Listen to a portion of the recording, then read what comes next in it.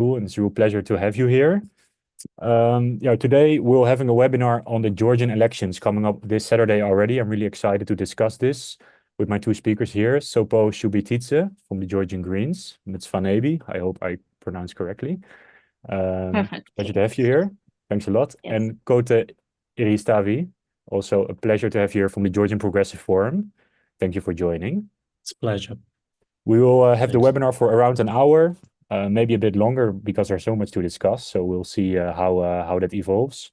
And of course, as always, you are also able to ask your questions in the Q&A in the chat here on the YouTube. And we will follow it live here and we will pose your questions directly to our speakers here. So thanks a lot for joining again. And I would like to delve immediately into all the matters on the Georgian elections this Saturday, starting with you, Kote, because just to start off very broadly, can you give like an impression of the atmosphere in Georgia right now and how tense is it at the moment towards the elections Saturday? Well, hello again. Thanks for organizing this conversation. But the atmosphere in Georgia right now is highly charged, polarized, extremely polarized. We saw massive demonstrations organized by the opposition parties a couple of days ago, and another one by the government itself was yesterday, I think. Yeah, we had probably also government organized violent attacks on several politicians, it's very tense, and it's as if they are like two parallel realities. They coexist in a way, like two separate and inimical societies with completely distinct understandings of political and social processes, each with its own kind of fears and beliefs and hopes. And there is an incredible conflict and animosity between the two. And for many, this moment feels like a kind of live or die moment, a historical juncture, crossroads, whatever you may call it. And for opposition supporters, it's a choice between aligning with the West or falling under Russia's influence. While for many government supporters, it's if Georgian Dream loses, we risk an outright war with Russia and the destruction of the country and so on. So from these perspectives, the stakes could not be higher, I would say. Yeah, I think, interesting to already hear something about like the parallel realities. And I think we will come up in various instances more also regarding the media landscape in Georgia. We'll put it May into I a add bit. some And more? Sopo to add, because I also wanted to ask a question to you. Actually, from the past experience, it could have been worse, and we've seen a lot worse scenario before elections in Georgia, for example, until 2012. What I feel and what is like, there is a whole spirit in the country that everybody is motivated to go to ballots and vote and bring a change to Georgia. So this is what you feel everywhere in social media, in when you're talking with friends, relatives, and everybody is so like frustrated with current government and so motivated and angry and they are waiting for elections. And I think this is at the point when I feel very optimistic, although there is tense atmosphere and there are some activists were like beaten and threatened, and yes, we all know the sinners. But on the other hand, there is like we're counting days and hours now, and we are waiting for Saturday to change this reality. So I would like to add this second layer and to bring a little bit of optimism that we in Georgia still feel that our future is in our hands, and this is the last call when our future is in our hands. Yeah. So yeah. Yeah, so that's indeed also it's an optimistic note, but also it shows the gravity of this election in many senses. And so, Paul, maybe to ask, because you're also involved in a campaign that also tries to bring people to the ballot and to get people involved and get people to vote. So when I was in Tbilisi, I think last year, I also saw in the city also a lot of youth quite disillusioned with politics and with just not wanting to go out to vote anymore. So you really feel like this has also changed, and the turnout can also be quite higher among youth during this election. Yeah, for example, our organization worked a lot about it. We had some social media campaigns for youth to vote, but not only our organization, a lot of organizations had similar campaigns. And like the spring protest in Georgia is clear indicator that youth of Georgia are now in politics, in the sense that they want to have impact on politics, and they want to change something. That they are frustrated, and they also angry, and don't agree with the current course of Georgian Dream. So now I expect more younger people will go to ballots and will vote. This is my, I don't know, guess or sense, or like inner feeling that they are going to vote. And if we see the numbers, like in foreign countries, a lot of Georgians registered to vote, and this is unprecedented number of voters who registered abroad. And if you compare last year's data from last elections, it's a lot more now than in 2020, for example, or 16 or other years. So this image makes me believe that yes, more youth will go to vote, and more people who live abroad will go to vote. But we will see. Yeah, I think I'm that's already an optimistic, as you indication. say. Yeah, That's already an indication. And this activist like protest period during the spring made me believe that now youth are more aware of what's going on in the country, and young people, a lot younger than me, like 20, 21 and so on, who even were not able to vote in 2020 because they were under 18, but now they are 20, 21 or 25 or something like that. So this new generation is coming, and they are promising to me. Yeah, that's of course really important to have the turnout among youth also at a high level, and interesting to see that indication already, and also the vote from abroad. And there was also, I think, some struggles with people to vote from abroad, but we'll, I think, maybe move to it later in this webinar, also regarding the voting mechanisms and anything. Before we want to do this, I think it's really interesting to look at the parties and look at the people that are just on the ballot on Saturday. We have a couple of coalitions, a couple of parties, and what the expectations are for these parties, and maybe also, and I want to start with you with this, Kote, because you talked about two parallel realities, and also where you see these parties inside these realities that you saw in Georgia. What are your thoughts on this? So first of all, well, it has to be said that we don't really have access to reliable polls. Basically, every party has its own polls, and they are all biased in different ways. So I could just give a rough approximations of what can be expected from the parties that we'll discuss now. Right. First of all, well, there's this our current ruling party, Georgian Dream Party, which has a number of new faces in the party, mostly famous sportsmen, but with more or less the same leadership as in the previous elections, and with the same undisputed leader and sponsor, billionaire Bidzina Ivanishvili. Right, he's currently the chairman of the party.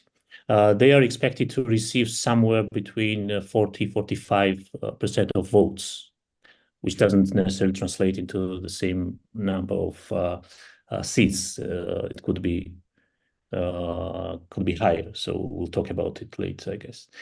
So then we have United National Movement, a former government party, with its leader Mikhail Saakashvili in jail, the major opposition party and the main competitor of the ruling party, and is expected to receive around 20-30%, I would say. Right, and the party is funded by the former defense minister and now allegedly also a billionaire, David Kezerashvili. I'm stressing this in order to give you a sense that to some extent this party competition is also a battle of oligarchs from all sides. And then there is this Achali party, a coalition of three small, relatively new parties, offsprings of the United National Movement, also most likely funded by the same person, or some people say that actually the sponsor of the party is the former prime minister of Saakashvili's government, who now is a shareholder and brother of the head of the biggest bank in Georgia. So they are expected to cross the 5% threshold, but probably won't get more than 10%. And this is more of a pro-business, libertarian-leaning party, pro-Western party, as they claim, similar to the UNM party, which are also... So all the parties except Georgian Dream, all the major parties are pro-European, pro-Western, right? Explicitly. Then we have Lelo, another relatively new party, founded by and led by two bankers, the owners of the second biggest bank in Georgia, which presents itself as a centrist party.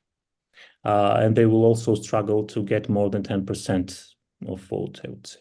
And finally, we have Giorgi Gaharias' party called For Georgia.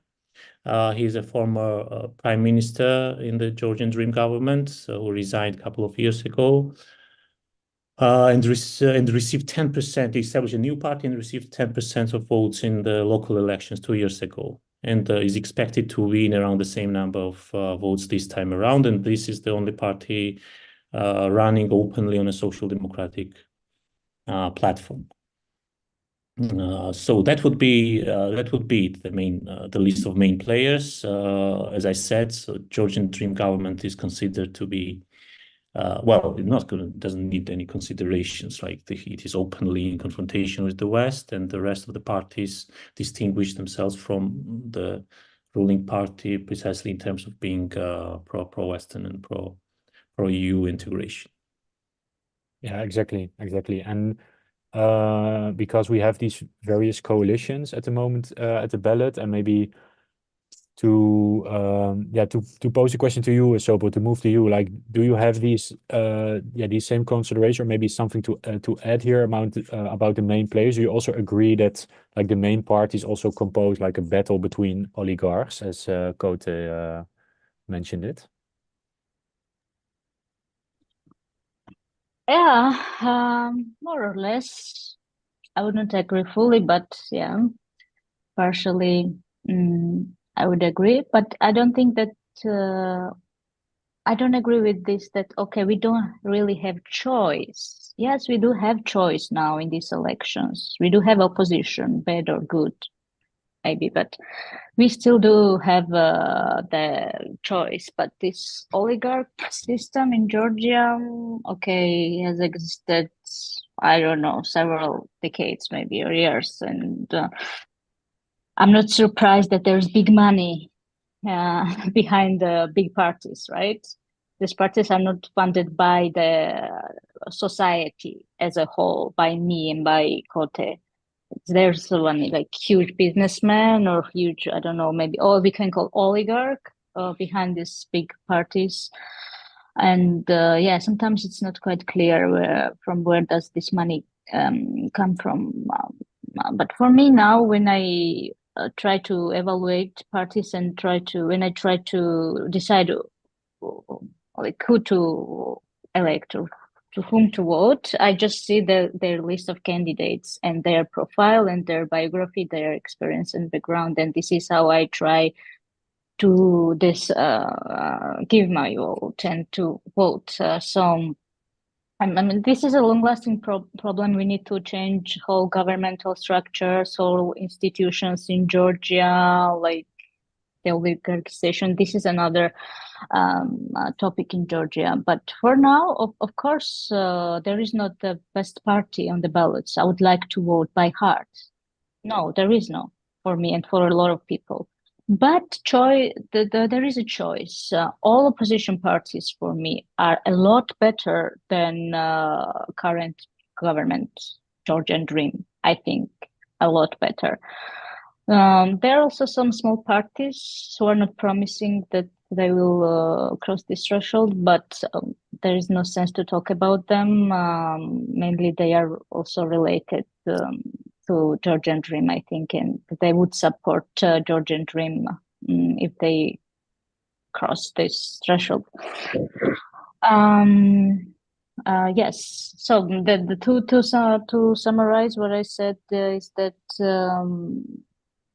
this feeling that we don't have choice is spread by government as well. So, oh, we don't have choice, and the opposition is worse than us, and there is no real choice. So, okay, let's vote for the current Georgian Dream, current government. Nothing will change anyway, right? So, Yeah. I don't want to like instill this feeling in, but yeah, there is not like best like. Yeah.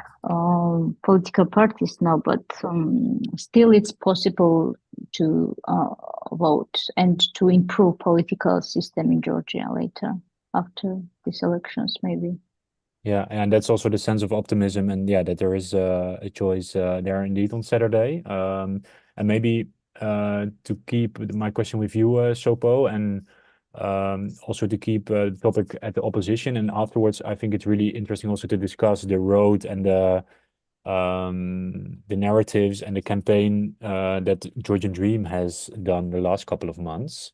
But maybe to have another question about the opposition, because as you rightfully said, Kote, also we have opinion polls which are really difficult to predict. I also tried to check them in preparation for this meeting, but they're going like every corner of the way, because some are also government affiliate of ruling party affiliated, some are opposition affiliated, and it's really difficult to see what the opinion polls are doing. But there is a real block of various opposition parties that will probably pass the 5% election threshold and become quite substantial in parliament. And in that sense, also interesting. And I wanted to ask the question to you, Sopo. What are your expectations of this opposition, and where do you feel like, what are the difference between these various parties? Where do you really see the difference? Because all these opposition parties, they see themselves as pro-European. They want to bring Georgia back on the EU track, EU integration track. They all signed the Georgian Charter by President Zurabishvili. So where do the differences between these opposition parties lie in your sense? Differences, you mean like ideological differences? Yeah, exactly. But or difference in style, or why they're not formed like in one party. But what's the main thing why they have chosen also to run separately, and why they are in separate blocks, for example. I'm very happy that there is no one big opposition bloc where every party is mixed.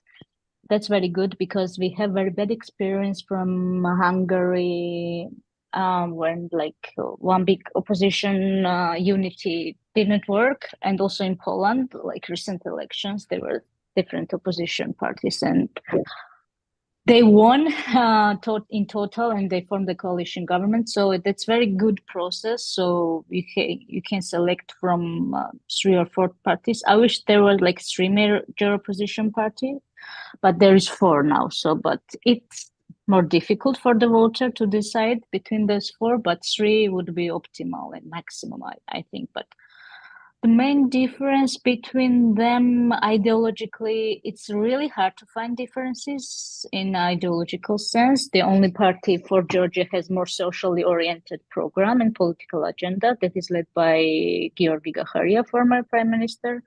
This is they claim to be more social democratic. You can feel this if you read their program. And like number 4, number 5, they are more liberal, like UNM and former UNM party, they call it like this.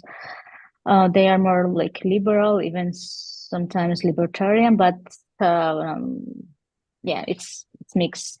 And regarding Strong Georgia, which unites 4 different parties, like former Lelo, Anna Dolidze, Alek Elisashvili, Freedom Square. They are more centrist, liberal. I mean, it's also a mixture, but they are more center-oriented. Ideologically, it's hard to find differences because we don't have really essential debates in the media about social rights, about economy, about environmental protection, about minimum income, about educational system, because there is no agenda like to in the media, in the society as well, like to invite these party leaders and talk about problems of society. How do they view education system? How do they view healthcare system? How do they view climate policy? So in this sense, it's all we know that okay, Georgian Dream is pro-Russian and all other parties are pro-European. That's all we know. And you hate, like for example, and it's about okay, who you hate most, 4, 5, 9, and you vote to whom like you hate least. Let's say so. It's difficult, but what I want to mention is that I think they are less more united, and they attack other parties less often, and they. I think also they have mini coalitions. For example, party number 9, as I said, it has 4 parties inside, so it's a mini coalition. Strong Georgia. Strong Georgia, Yeah. Strong Georgia, and number 4 also is a mini coalition itself. It unites 3 parties, I think, and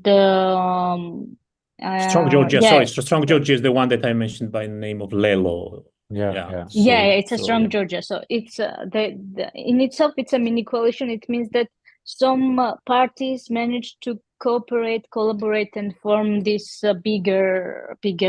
It's not a coalition, but it's a bigger party. And this is a positive sign. And as I observe in the media, there are less attacks among like each other between parties before this election. Yeah, I don't know if I answered your question completely. Yeah, you did. And maybe, Kota, you have some additions here, and also maybe the role of the president, because that's the under the Georgian charter, a lot of these parties are also more unified, right? Yeah. Well, I think Seppo explained it pretty well. The fact that geopolitics or geopolitical issues predominate debates, and it's historically been like that. The economic and social policy issues have been absent or even excluded from the political and public debates. And like economic development, poverty eradication, employment policy, I don't know, the main real political issues that are the kind of core of political debates elsewhere is never the case. It's never the topic of discussion in public debates. And the media, primarily also owned by oligarchs. I'm sorry, I'll be repeating this all the time, I guess, today. Rarely, if at all, engages in substantive discussions on these issues, as Seppo already said. And even in the official party programs, we see extremely broad, fragmented, and often conflicting views on economic development and social policy. And even these views then rarely find their way into the public debate. Right, so Gaharia's party now is trying to bring some social policy and economic policy issues on the table, but mostly they also talk about geopolitical issues because there's basically no space for that right now. And the main reason why this is the case is that there is a consensus among the political class on all major issues, on the model of economic development, about taxes, climate, you name it. I mean, there is an ideological consensus, I would say, on the neoliberal neoliberal course of development. And this is a paradox, right? Even though we have this like extremely polarized situation, but at the same time, the government and most of the opposition parties do not really have any fundamental disagreements about main issues. And we live in this like perpetuous, and there is never time for these topics either, because we are always in this like cycle of perpetual emergency situation. This is always kind of emergency situation in this country, or at least this is how it is presented. And it's always a kind of live or die elections, and there's never time for substantial discussions, even about geopolitical issues, to be honest. When we say that some parties are pro-Western, what this exactly implies, it's never really explained by these parties, right? I mean, they will talk about how life is good in Western Europe, but how this will translate into the well-being of Georgia is not exactly discussed, and so on and so forth. So yeah, so I have to warn you. I had to do this in the beginning, I guess. So my outlook is very gloomy in comparison to SOPA. So I don't know, gloomy it is. Our Yeah, lives. and it also already refers to the question I also wanted to ask already about what are the main themes of the election. But if I understood you both correctly, indeed the themes are not on, for example, classic social issues or maybe environmental protection, as you also mentioned, SOPA, or maybe other things like housing, healthcare, etc. They're mainly on foreign policy and foreign policy orientation of Georgia. And I also want to move a bit to the campaign of the current ruling party, Georgian Dream, because I think they made also foreign policy, of course, one of the main focuses of their campaign, if I've followed it correctly. So I also wanted to ask this question to you, Kote. Can you tell a bit more about the campaign of Georgian Dream in the last months and how, in what sense, it has been polarizing? Has it been polarizing, and if so, in what sense it has been the case in the last couple of months towards the elections on Saturday? Well, to start from the very beginning, I guess, or at least from the stage when this confrontation with the EU and the US intensified. This happens with the war in Ukraine. The Georgian government refused to join Western sanctions, some of Western sanctions against Russia, and tried to distance itself from the Ukrainian government, and being very reserved in expressing support for Ukrainian people, and justifying this stance with the desire to avoid a war or military confrontation with Russia, right? In turn, Russian leaders have kind of publicly praised Georgian government for its pragmatic and appropriate positioning with respect to the conflict and so on. And around that same time, something really kind of ominous happened for the government. The Swiss Credit, the bank, refused to pay several hundred million euros to Bidzina Ivanishvili, which the bank owed to him. And Ivanishvili till today is sure, I think, like personally, he's sure, and he's vocal about it, that it is Americans who are sabotaging him in order to push Georgia into a war with Russia. Not even Americans, but a global war party that he refuses to specify what this global war party really stands about. It's not Americans per se, it's something different. And so this global war party is forcing Georgia to open a second front with our northern neighbor. So, yeah, so this is like I guess where everything starts, right? Interestingly, just 2 days ago, in an interview, Ivanishvili told us that he actually won the court case against his rival banks and that he will get his money back. So he's now ready to re-establish relationships with the US embassy, that everything will be fine after the elections and so on and so forth. Right. So, but this is where it all started, and this confrontation, and especially with the introduction of foreign agents law, right? And now already is anti-LGBT law, as they are labeled, right? This foreign agents law is basically, or it's called transparency of foreign influence, and this law targets.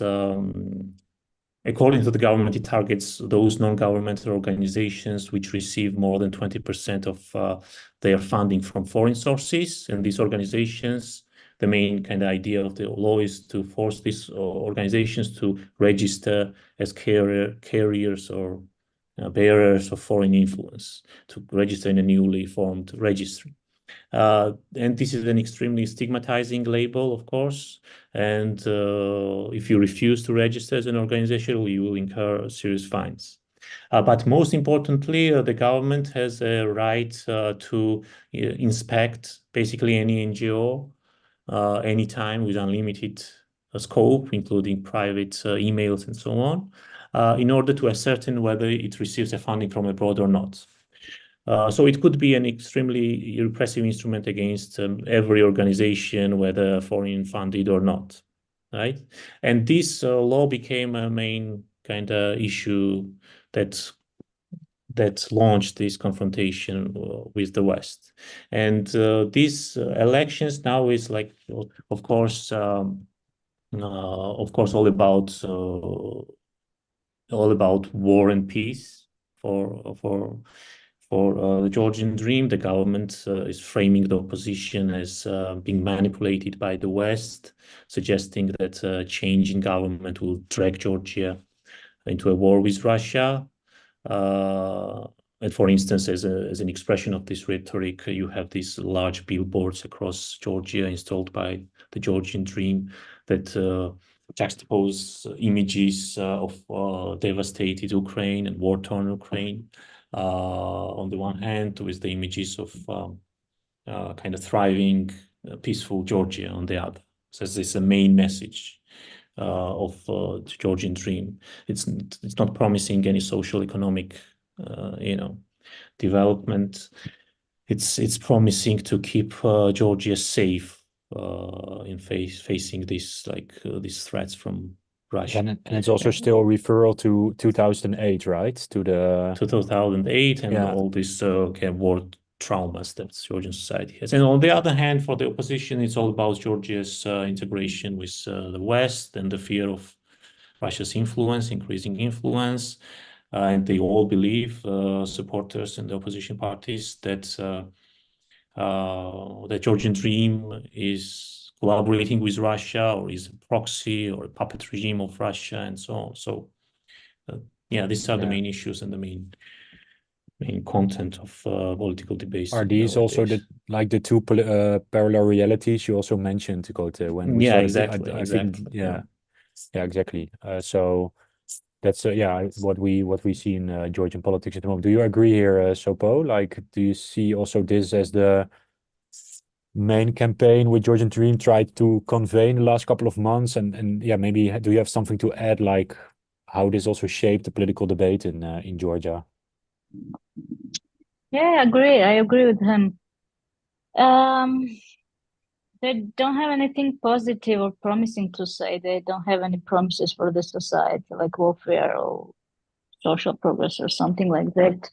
All is based on fears, all is based on the fear of the war, and Europe and global war parties dragging Georgia to the war. And if we, Georgian Dream, are not in the government, Georgia will be dragged in the war. And I would say most of the opposition parties have to respond to this propaganda or claims, and some opposition parties do not comment on it, and they just carry their campaign.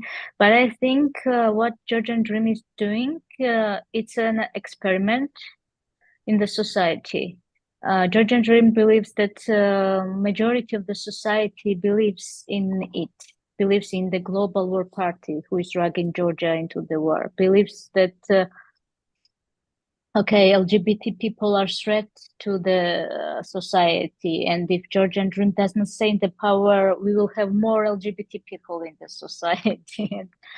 I mean, they think that most of the society will believe in it, and I think some might believe, but they are not the majority. They are not even 30% of the society, in my opinion. So they have their strategies to play with the fears and with the vulnerable groups like LGBT people as a threat. And I don't think that it will work. It's an experiment. It will work for small amount of people, but not for the most of the for most of the people. I don't think this will win the election. Yeah, and before moving to some questions from the Q&A, because we have quite some coming in, but yeah, this is also the thing that strike me from the Georgian Dream campaigns. That also it's kind of I think also what, for example, Trump did in 2020 with also lying about the election results, like trying to form really these other theories and kind of conspiracies about two realities in a sense, and also together with the media, and also the media, which is of course very much polarized as well in the Georgian context. Do you feel, for example, Sopo, if, and it's maybe a difficult question to answer, but if the opposition managed to win and wants to implement the Georgian charter, as the president says that they want to do, that like these groups that are under the Georgian Dream constituency, that they can also come back to these to the narratives of the pro-EU integration, that if, for example, the polarization can also be reduced a bit and the country can heal in some sense, because I think this is also one of the things that is really threatening also to social cohesion and in a sense. What are your do you have any thoughts about this? Or I can imagine it's a difficult answer to your question was after election, if Georgian exactly. Dream turns to Europe or becomes pro-European? Or maybe the constituency of Georgian Dream, which is also, of course, in a sense, also following these narratives about war and peace in many senses. Do you feel like that the opposition is also, when if it's able to form a majority in parliament, if they're able to heal and also bring together these groups, and how do you feel like what the possibilities are in Georgia in that case regarding I don't believe that the Georgian Dream ever becomes pro-European. In public, Prime Minister says that Georgia is pro-European and we will become part of the European Union. They never claimed that we won't become part of the European Union, you know. We have this stated in the constitution and about Georgia's European integration goals. So they say that, we are going to Europe and our integration path is not halted.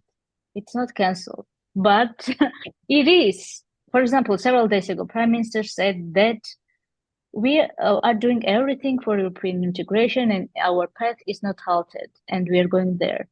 And some other countries, like integration is halted. It's not Georgia. I don't know, maybe it was Moldova or Ukraine, but this is the parallel reality. So it's not just like openly, okay, we don't need Europe, we need like Russia and China or something. We should change our geopolitical views. I think that even I don't think that 100% of the Georgian Dream voters are pro-Russian, but a lot of who votes for Georgian Dream, and they are not pro-European, but not all of them, because still Georgian Dream tries to pretend that they are driving Georgia to European Union and Georgia will become part of the European Union. And current European politicians, they don't represent European Union. For example, I don't know, head of the European Commission or like EU Commission or EU parliamentary members. No, they don't represent European Union. These people will come and go. So, but they want European Union, but they have their own view or own image of this. And who does represent the European Union? Are there also like certain people that are referred to in that case, like who are representing? Some marginal MPs in the European Parliament, maybe, I don't know. I don't even know their names, but so they're creating this virtual reality that everything is good. And that they're moving slowly towards EU integration in that sense. And maybe a question from the Q&A that really ties into this. From Peace, which is a striking name, perhaps. And the question is, if GD wins the election and forms a government, how do you view Georgia's chances of accessing the EU? So maybe, Kota, I think you also wanted to follow up already on Sopo's words, and maybe if you can also tie in this question somehow, that would be great. Right. Well, I don't know about chances, to be honest, but I wouldn't exclude the possibility that Georgian Dream will change the tune. And I think Sopo was basically arguing the same, more or less, that they will. I think they are in their ideal world. They are on good terms with the West, with the EU, on okay terms with Russia, and in charge of the exploitative neoliberal regime that they have in place in Georgia. I think this is their ideal world, and I think they feel squeezed by the West. They feel that the West wants them out, and they want, and they are trying to integrate on their own terms, if we could put it that way. Somehow follow Viktor Orban's path in a way, that's what they mean by their claim in Europe with dignity. Like, okay, European integration while retaining our dignity. That's their main slogan, by which they mean that no LGBT propaganda, no NGO, no powerful NGOs, and so on and so forth, right? So they want to be left alone in order to benefit from the exploitation in Georgia. And I think, yeah, so that's why I think they will try to reestablish and reconnect with the West. I don't know how it will work out, because it's a very risky game, and as we see in the U.S. Congress, and so yeah. Another thing is what happens after Donald Trump comes to power, and if he comes to power, what happens then, and how it changes not only Georgia-West relations, but the whole world, I would say. So we can't really tell from this perspective what will happen in terms of chances, but I'm pretty sure for some reason that they will try to somehow, once they secure their power, they will try to reestablish these links with the West. Yeah, and maybe to follow up on that question, we saw a lot of signaling and a lot of words from various EU representatives. I think also the High Commissioner on Foreign Affairs, for example, saying that if the current ruling party, JD party, continues with, for example, laws such as the so-called foreign agents law, LGBTI law, that there is many conditionalities into place to also put Georgia back on the EU integration. There are a lot of funds that can be withheld. Yeah. Also, maybe sanctions on the table. Yeah. Did this change anything regarding the domestic narratives in Georgia, and did it impact in any sense? Well,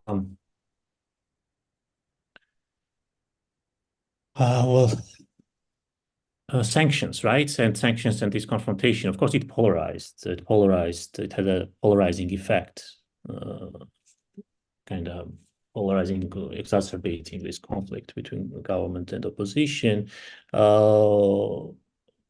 But one effect that the West, I guess, aimed to achieve with sanctioning ruling party and its members and its leaders is to undermine the cohesiveness of this party, right? Cohesiveness of ruling elite, party elite, right? But this hasn't materialized so far, especially I think the Ioanishvili managed to bring together very faithful people, faithful to him personally. And surprisingly, they are very consolidated and banded together. So sanctions, if the purpose of sanctions was to undermine the cohesiveness of this party, it's failed in that respect. But more the EU and the US attacks Georgian Dream, more extreme they get, and more aggressive they get against those who they deem agents of the West. And then on the other hand, more adamant the opposition becomes that the government is getting closer to Russia, or already is a proxy of the Kremlin, and more energized the anti-government movement becomes. So these sanctions and this quite kind of strong, aggressive stance of the West contributes to the polarization, for good or for worse. So yes, it's an aggravating. It has an aggravating effect.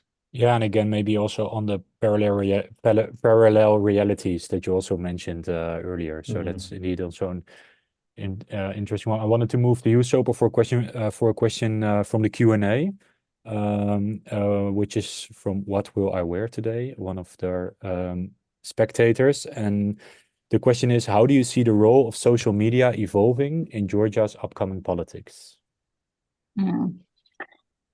Oh my God, the Georgians are very active in social media. I think we are one of the most... Facebook especially. In Facebook, yeah, it's the main source for information, for conflicts, for discussions, for everything. Everything happens in Facebook in Georgia, and like I don't know people who aren't registered on Facebook, and everybody's so active. I mean, politically active, like so young people, older generations, everyone. So in this sense, it's kind of tool to see the spirit and of the society and their attitudes and their political predispositions. Let's say it's very good to observe it, and I think it's also how to say, like very good tool, very good tool to reach a lot of people. So I think it's kind of energizing, especially during the elections, when we expect a lot of violations and oppression by government. So we can really use the social media actively, and that it's good that a lot of people use the social media, and everything can spread very quickly in this, especially on 26th of October on the election day, and now as well. So in this case, social media is like, it's very good. We are a small country. That's also good. So everything can be spread very quickly in Georgia. And also social media is polarized. It's same. It reflects whole society and the whole media as well. So it's polarized, and everybody is living in his or her own bubble. Like me, in my bubble, like 90% of people are pro-opposition, anti-government. So it's also kind of it's also kind of creating our own parallel reality, as Scott said, in the social media. And if I observe social media in my bubble, it's okay, very promising, very optimistic. They are opposition and they are anti-GD, Georgian Dream, and okay, that's good. I think it will be like nice. They will vote on 26 and we can change everything. But of course, there are other people who have different bubbles. It's polarized, but a lot of people use social media, and it's very good to spread information and to use social media actively during the election. So I feel the power of social media in this sense. Yeah, that's thanks for your answer, Sopo. And indeed, like it's very vibrant, especially Facebook, of course, in the Georgian context, and also, of course, it shows also the realities in real life are also in the bubbles of social media much more prevalent as well. And maybe, Kote, to move to you, and I wanted also to ask something in this webinar about the role of traditional media. So maybe to put the question to you a bit more on the traditional media towards these elections versus also social media, but what is the role of traditional media in Georgian elections, and how, for example, if I would turn on the TV right now, what would I see? What would be on television regarding the elections on Saturday? Yeah, you will, depending on the TV channel, you will end up observing one or the other reality. That will be Okay. We've been talking about. It's extremely polarized, and it reflects and reinforces this polarization. Right? It reinforces the narrow focus of political debates and so on, because media is reflecting our political class. Media is owned by every party, and therefore every oligarch backing that party has its own TV channel. All right, so except Gakharia, who is not backed by oligarch and therefore has no TV channel and is attacked from all sides. That's what you get if you don't have an oligarch on your side. So So they are polarizing, and they are the main kind of arena where this polarization plays out. So, yeah, I have a clue. So sorry, that would be the answers. No, Answer about the traditional media, right? that's fine, but that's also, so you would see indeed the same narrative, the parallel realities. You would also see it in traditional media, but is it also the case that the traditional media is dominated a lot by the ruling party, or are there a lot of different sources, or how? Well, there are different sources. There are at least three Formula, Tawari, and what's the third one? There are at least three major TV channels that are supporting, very critical of the government. But I'm not sure what the present reality is in terms of their coverage all over the country. I think only the Imedi channel, which is owned by an Ivanishvili affiliated oligarch, which has the biggest coverage and biggest audience, and it's the most powerful and the more richest TV channel in Georgia.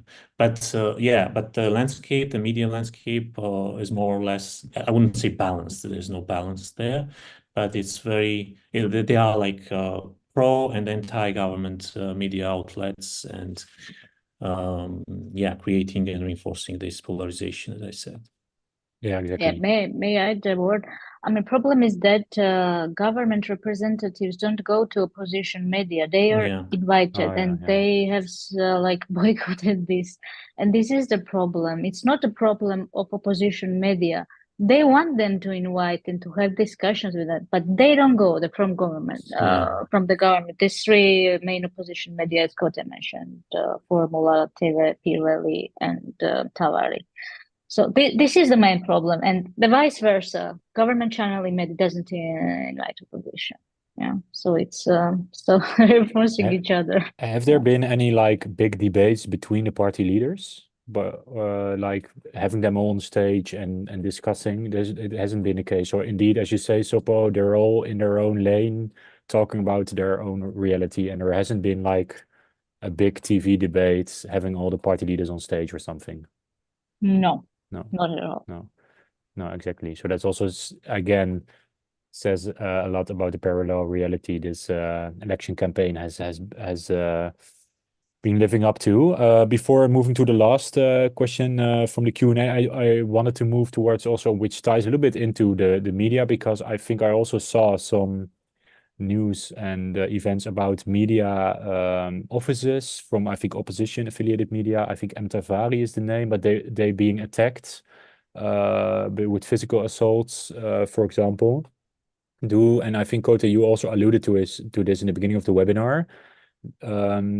How does, for example, these physical assaults on certain people, how does this work towards the election day on Saturday? And what are your overall expectations on the election, election conduct and integrity on Saturday? Yeah, no. Well, all the reports, I think, of the observers, election observers over the years,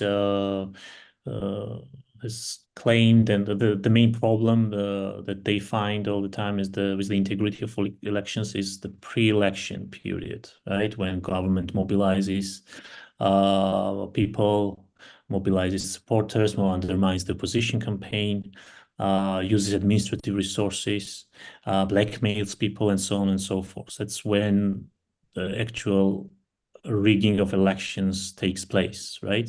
Not necessarily at the polls, at the polling stations, right? So we expect the same processes to unfold, but again, this has been the order of the day for 30 years now, so nothing especially new in that respect. I don't expect any, hitherto unseen scale of electoral fraud. But yeah, as I said, pre-election period is crucial for the government in terms of mobilizing its supporters, blackmailing, and so on and so forth. So, yeah. The pre-election campaign has been quite similar as other years, with indeed a lot of various circumstances, or it hasn't been, well, thematically maybe, yeah, it's very different, but otherwise, yeah, we have seen violence here and there throughout the years. Yeah.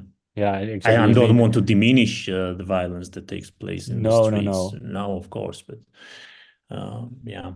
No, you definitely do not. But indeed, like regarding the integrity of the elections and the way the various some of the parties try to rally their voters with, for example, using also some financial means, but also into forms of intimidation. This has been similar, if I understood you correctly. And do you agree with this, Sopo? Or are there maybe other things regarding election integrity that you would feel like this is something to look out for on Saturday? Yeah, I agree with the mainly problem was not only on the election day, but before the election. So these long-term observation missions were very important for Georgia, and now we have new voting infrastructure. It's all electronical, which is promising also, and I think this might change the reality a bit, but I think we haven't mentioned it that we have unprecedented number of observers in Georgia now. All people I know around me, they are observers, artists, musicians, I don't know, not only civil activists and people who are interested in politics, but people from other occupations and professions as well. So this is promising for me. But this this voting polling, like electronic voting stations or whatever it's called, it might change reality, and long-term observing missions are important in Georgia. I don't know exactly numbers, but I think we have a lot of more long-term observers now than in previous elections, and more observers on 26th of October than before. For example, one of the big observation organization, which is, I don't know, either Transparency or Lawyers Association in Georgia, they have only one organization has 600 observers in the whole country. That's a lot. And imagine other organizations; they also have several hundreds, so that's a huge number. Yeah. So that's exactly. And interesting regarding the electronic voting, I saw like the results will come out quite quickly on Saturday because of that. And there are also a lot of international observers, of course, involved. So on the election day itself, and maybe to follow up on your point, Sopo, for these Georgian organizations that are monitoring the election, and there are a lot this time around. And for example, organizations such as Transparency International have been a real focus of the ruling party in their attacks in the last couple of years. Are there any comments made by the Georgian Green Party that they will respect the outcome of the election in any way if it's, for example, turns out that they don't have a majority? Is there anything being said about one of their party leaders? Maybe to ask a question to you, Sopo, and maybe afterwards to Kote. They are 100% sure that they get majority, so they don't even consider other scenario. So this question wasn't. They think that they should not address this question. It's not even discussed. What will they do if they lose the power? So it's still kind of open. If they do you agree, Kote? Yeah, what is your opinion, Kote? Yeah, 100%. I agree that they, and once they lose the elections, I think the process of disintegration of the ruling party will be fast. They will quickly disintegrate, I think, and they won't manage to dispute it, I think. And I think we'll see a change in power then that. So I don't see how this government can retain its power after the official results say that they lost. Right? I saw you're shaking your head a little bit, Sopo. Do you agree, or maybe some other thoughts? No, I mean, do you expect from authoritarian government, say, okay, we don't respect election results or something. I Well, mean, Saakashvili was a there bit more authoritarian, and he left. So I don't. yeah. Yeah. It's up in this question, like it's, I mean, nobody will say, oh, I want to respect. I want to respect election results. Nobody will say that. I don't think so. I No, mean, I'm saying, government no, sorry. I personnel. mean, when the election results are out there, official election results, right? I think that was the question.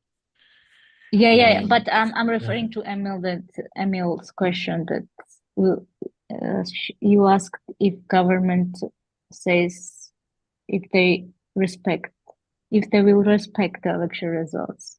Even if they don't respect, they want to say it openly. Oh, we don't we don't respect election results. Well, whatever. So Yeah, but um, we'll see in any sense, and that's something really to look out for, I think, after Saturday, of course, how the messaging will turn out, and yeah, and also how the opposition also managed to keep like a to remain cohesive in that sense. There are a lot of things I still want to ask, but I'm also conscious of time because we're already an hour into this. I have still one question from the Q&A. And then maybe I want to just ask a final question about your general expectations for Saturday, and that's it then. Unless there are some really important questions that still come up in the Q&A. So the last question I got is, did the controversial foreign agents law influence the campaign so far? And did NGOs leave, and were pro-democratic forces suppressed? So, of course, I think the law has been fully put into place this summer. So has this already had an effect on the role of NGOs already in the last couple of months, and in what way? So maybe to start with you, Kote, and to move to Sopo afterwards for this question. Yeah, so the law, if we are talking about foreign agents law, law hasn't been enforced so far. So I haven't heard about any organization being fined for not registering as a bearer of foreign influence. So it hasn't played a direct role in that sense in the elections. But it, of course, is the main indirect kind of reference for the opposition, the main reference for the opposition, for whom this is the symbol of government's anti-Western and pro-Russian attitude. So, and it's the main point of disagreement or confrontation between the government and the European Union and the US. Okay, and sanctions and all the rest are following this this law, right? This law is the source of all that unfolded afterwards. So yeah, as for anti-LGBT law, again, it's also it's been kind of 2 months ago, I think, that they drafted that law, and it basically limits freedom of expression and association if this serves the purpose of what they call popularizing same-sex relations. And again, it's another point of confrontation between the government and the opposition parties, but it hasn't been kind of enforced either so far, because it's, well, for the reason of it being just a recent development, right? So yeah, it hasn't played direct role, but indirectly these are the points of confrontation for political parties. Yeah, in that sense, also part of the campaign in some way, and also tools that can, of course, be used after the elections. Sopo, do you agree here, or maybe any additions? yeah, I agree with Kote. It hasn't had really tangible effects now, but we expected the government to be more oppressive during September and October, because this law was enforced in the beginning of September, I think, and only several hundred, like 400 or 500 organizations registered in this registry out of 20,000, let's say. remember. But but of course, if government's GD stays in the power, this law will be enacted and enforced, I'm pretty sure. But for now, it's not like okay, people, governments, like non-governmental organizations are closing and fleeing from country or something like this. It's not like this. Everybody's waiting for the election results, I think. May I add something to course. this? Somehow I need to say that, I'm talking from the NGO platform in a way, but that all these processes with the civil sector, all right, this law and all the rest that followed from it, should, I think, kind of prompt us and prompt the Western donors to rethink the model of democratization they have been pursuing and promoting in Georgia. I think overemphasis on NGOs at the expense of strengthening social movements and trade unions, especially. I think it backfired. How is it possible? I still can't understand how it is possible that a single half-baked law is about to undermine democratic spaces, whatever democratic spaces we have in the country, and in a way it does. So, but this only tells us that these spaces were too fragile to begin with a little basis in popular support, and NGOs are not popular among masses, and I've been working for different NGOs over the past couple of years. And because they seem to focus on everything except social problems, most of them, that is the problems of poverty, inequality, doesn't really bother most of the NGOs, and they are easily stigmatizable in a way, by the powers to be for being, foreign funded and so on, and that's what we see now. So the support should go primarily to social movements and trade unions and to bottom up processes instead of kind of creating certain NGO elites that they are easy targets for governments like Georgian Dream.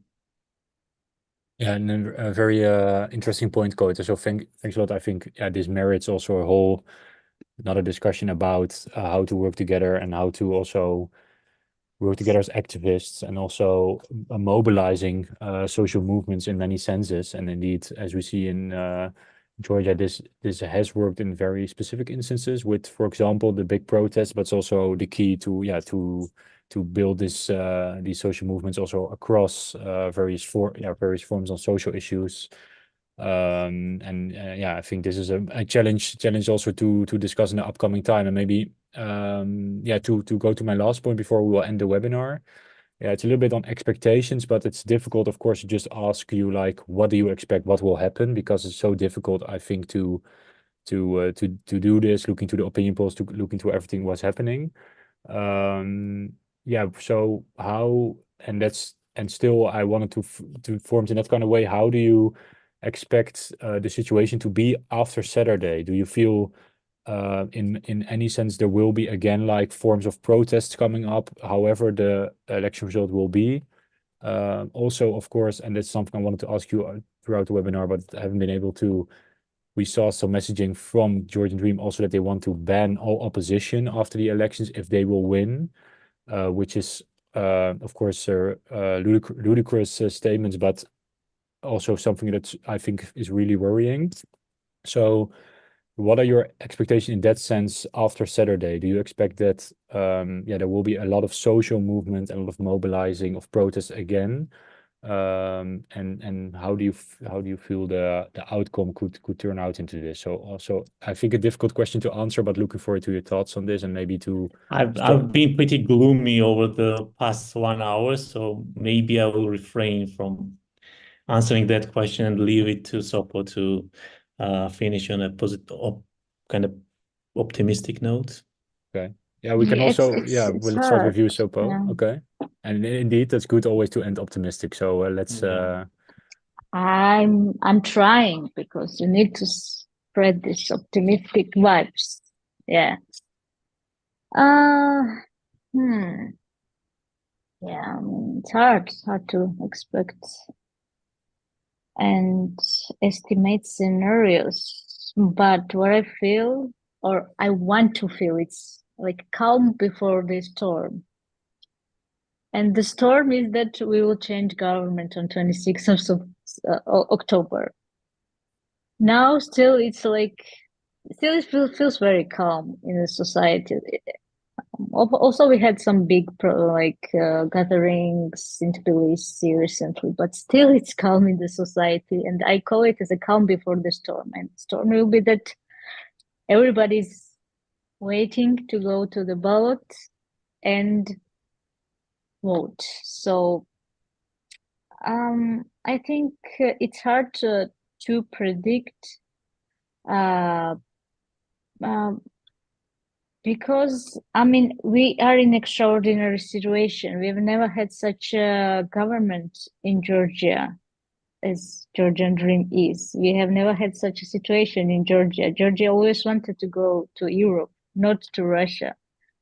So it's extraordinary situation, and it's almost crazy how government representatives are acting and talking, and I don't even want to repeat what they are doing. So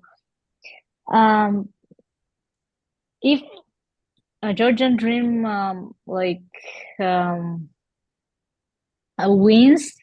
it will of course if they falsify election results, only in this case that we can win if they falsify election results.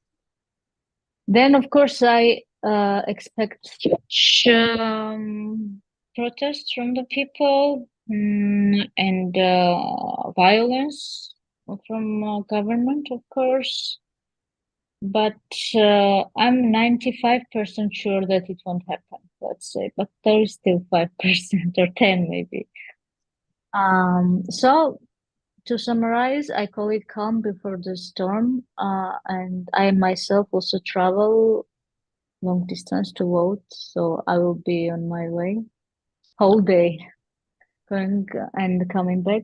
So yeah, maybe it's also good if you share your expectation, Emil, from the European perspective. I don't know, because all this during this webinar we are talking from Georgia and about Georgia, and we are Georgians, and maybe you can add some words about it.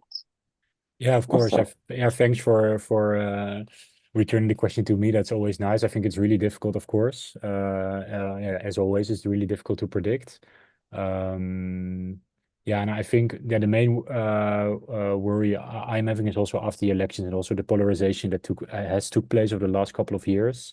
And it's becoming more and more extreme in my sense, and also following the Georgian politics. So I really hope the result of upcoming Saturday really can mean a decrease in the polarization, in that sense that also society can come back in many senses to like one reality, reality towards, of course, democratization and good, transparent forms of government. So this is, I think, what the hope is from, I think, yeah, it's difficult to say like from European side, but definitely from our side, from the work we also try to do in Georgia. And maybe so not and yeah, I'm of course unable to put any numbers on that, but if that's the case, and for example the election results are positive, Kote, to end the webinar, and the final question maybe to you, and not to end the gloomy but optimistic, like would you feel it's really helpful, for example from the European Union and from the various organizations that are also really looking towards these elections, what kind of messaging would you feel like would really help also after the elections, and what, for example, can organizations such as ours also do, or maybe refrain from many in many senses, is maybe also the best way to go. So do you still have any thoughts on that? I think that's also quite interesting for a lot of people watching here.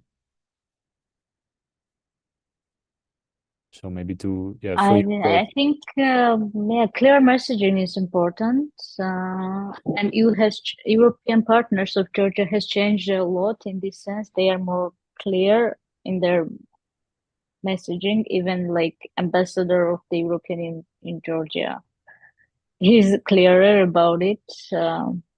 that yes, it's not acceptable. What Georgian Dream is doing, it's not acceptable. And Georgia's European integration is halted now.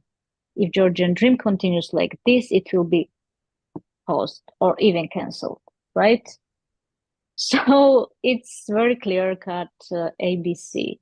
So that's good, I think. And of course, we expect moral support, any kind of support you can provide in this process, and observation missions. They should be very active and very clear, and they should reveal all violations. I don't know what you can do more for Georgia, but I think it's our duty now, Georgians' duty, to go to vote. Yeah, exactly. It's for Saturday. It's in the hands of the people that can vote and can go there to the ballots. Do you agree there, Kote, for maybe the messaging also? Yeah, so I would love to see. Yes, I mean, this talk about EU integration, it has to be somehow tangible for that part of the Georgian society that is supporting the Georgian Dream today. It has to become tangible. And I would love to see and hear the EU talking about supporting industries in Georgia, investing in industrial development of Georgia, supporting its economic policies and so on. There's one politician, leftist politician in Georgia, who advocates for the EU implementing some form of Marshall Plan for Georgian development and development of this region.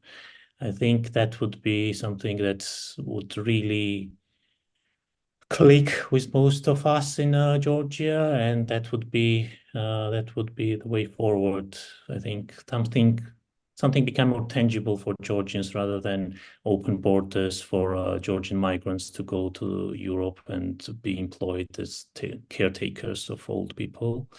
And others, so something more tangible and more long-term in terms of how this country can be developed rather than remain as a periphery of the world economy and the periphery of the EU economy, right? So that's what I would love to hear from European leaders, and that's what we lack, I think, in Georgia, something more substantial from Europe, rather than funding an NGO sector, which might be very good, but there's much more to be done in Georgia than just building some formal institutions of liberal democracy, which won't last long because the underlying social structure is so unequal and unjust that it will be a quicksand, basically, or standing on a quicksand, undermined by social conflicts that is generated through these neoliberal policies and politics in Georgia.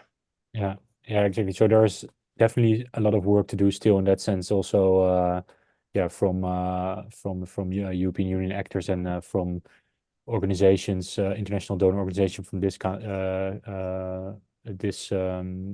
sense. And thank you, Kote and Sopa, for these answers. In the end, again, Kote, I think we ended on a little bit of gloomy note, but that's no problem at all, because we have been very realistic. We have been able to pass through all the different aspects and dynamics of these elections on Saturday. I think now there were so many more questions I could still ask, but of course I'm conscious of time, and you also have the rest of your day, and we cannot sit here for 4 hours. I would have loved to do so, but maybe for another time. So I want to thank you a lot for your time here and for your knowledge. And so really has been a pleasure. Thanks a lot. Been a pleasure. Thank you so much. Great.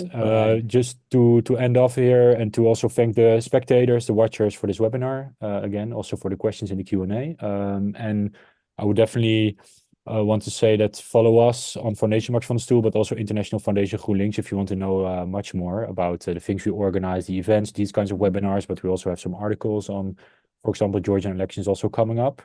There's also a physical event in The Hague tomorrow on the Georgian elections, if you want to know more. So if you're around, definitely feel free to join us. All the information on the website of Foundation Max van der Stoel. So thanks a lot for joining. Sopo, Kote, thanks a lot, and best of luck this Saturday with voting and with everything. And we'll be in touch. Thank you. Thank you.